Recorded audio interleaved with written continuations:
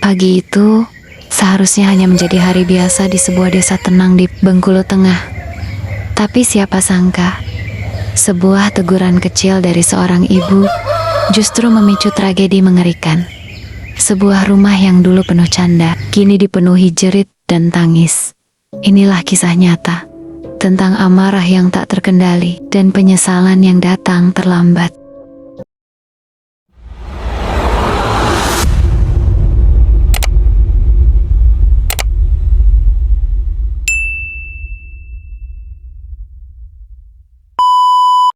Mentari pagi mulai naik pelan di langit Bengkulu Tengah. Udara sejuk, iem berkekok, dan suara sapu ibu-ibu membersihkan halaman terdengar bersahutan. Namun di rumah sederhana milik keluarga kecil di desa Talang 4, pagi itu tak lagi tenang. V, seorang pria berusia 30 tahun, duduk di kamarnya. Matanya terpaku pada layar ponsel, jarinya terus menggulir tanpa henti. Di ruang depan, sang ibu tampak gelisah. Ia sudah sejak tadi menegur anak tirinya itu agar membantu pekerjaan rumah. Tapi V hanya diam seolah tak peduli. "Nak, tolong bantu ibu sebentar. Dari tadi main handphone terus." Suara ibunya pelan tapi penuh harap. Namun teguran itu justru disambut dengan nada tinggi. "Ibu gak usah cerewet, aku capek. Biarin aja aku istirahat." Suasana yang awalnya tenang mendadak berubah tegang.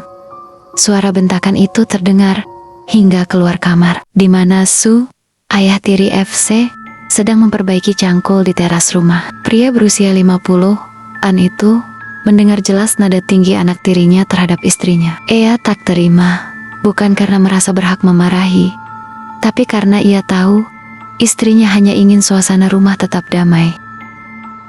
Dengan langkah pelan tapi pasti, Su masuk ke dalam rumah. Ia mengetuk pintu kamar FE dan berkata dengan nada lembut tapi tegas, "Nak, kenapa kamu marah sama ibu? Ibu cuma nyuruh bantu." "Nggak salah kan?" V diam sesat, menatap ayah tirinya dengan mata penuh amarah. "Kamu nggak usah ikut campur. Aku udah bilang jangan ganggu aku." Ketegangan meningkat. Su mencoba menenangkan, tapi justru menjadi sasaran emosi FE. Tanpa diduga, Eve berdiri, melangkah cepat ke arah ayah tirinya, lalu mengambil cangkul yang ada di sudut kamar.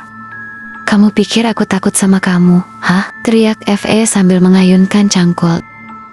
Ayunan pertama meleset, tapi sapuannya cukup untuk membuat Su mundur beberapa langkah. Ayunan kedua nyaris mengenai bahu Su, namun refleks cepat membuatnya bisa menangkis. Dalam situasi kacau itu, Su berusaha memeluk Eve, mencoba menahan amukan anak tirinya itu. Mereka jatuh ke lantai. Cangkul terlempar ke samping, tapi V terus memukul dengan tangan kosong, menjerit dan memaki. Su, yang sudah dikuasai rasa takut dan panik, meraba pinggangnya. Di sana terselip pisau kecil yang biasa ia gunakan untuk berkebun. Tanpa berpikir panjang, ia mencabut pisau itu. Dalam pergulatan singkat di lantai kamar, pisau itu meluncur cepat dan melukai leher Fe. Suara napas Fe tersengal, matanya membulat, tubuhnya gemetar, dan darah mulai mengalir deras di lantai. Su terdiam. Ia tidak menyangka tusukan itu benar-benar melukai parah. "Ya Allah, apa yang kulakukan?" V masih berusaha berdiri, keluar dari kamar sambil menahan lehernya yang berdarah. Ia sempat melangkah menuju teras rumah. Namun sesampainya di sana, tubuhnya melemas, lalu terjatuh. Sang ibu yang melihat kejadian itu langsung berteriak histeris. "V, astagfirullah." Jeritannya menggema hingga ke rumah tetangga. Sang adik perempuan, F, keluar dari kamar, menangis ketakutan, sementara Su hanya bisa berdiri kaku dengan tangan berlumur darah. Warga sekitar segera berdatangan. Seorang tetangga mencoba menolong F, tapi luka di lehernya terlalu parah. Ia dinyatakan meninggal dunia di tempat. Sementara itu, Su yang panik langsung melarikan diri ke arah kebun di belakang rumah. Ia berlari tanpa arah, tak tahu apa yang harus dilakukan. Langit siang makin terik, tapi hatinya dingin, dibekukan rasa bersalah dan ketakutan. Beberapa jam kemudian, Polisi tiba di lokasi setelah menerima laporan warga. Mereka menemukan pisau berlumur darah, cangkul, serta bercak darah yang bercacaran dari kamar hingga teras rumah. Di sisi lain, Ibu V duduk lemas di lantai, matanya kosong, air matanya terus mengalir. "Saya cuma nyuruh bantu aja," katanya lirih.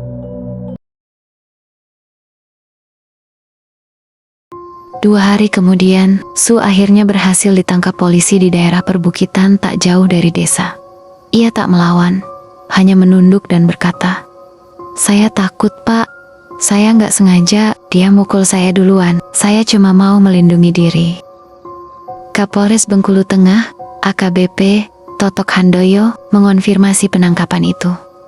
Beliau menjelaskan bahwa Su mengaku tindakan itu spontan akibat serangan dari korban. Namun tetap saja, perbuatannya menghilangkan nyawa seseorang, anak tirinya sendiri. Kini, rumah itu tak lagi ramai. Hanya tersisa sepi, foto keluarga di dinding, dan kenangan yang sulit dihapus. Sebuah tragedi yang berawal dari amuk sesaat, dan berakhir dengan kehancuran selamanya. Kisah ini menjadi pengingat keras bagi kita semua, bahwa amarah yang tidak terkendali bisa menghancurkan segalanya, bahkan keluarga yang dibangun dengan kasih sayang. Terkadang, satu kata kasar bisa memicu badai, dan satu emosi bisa mengubah takdir. Jangan biarkan emosi mengambil alih logika, karena di balik satu detik kemarahan, bisa ada seumur hidup penyesalan.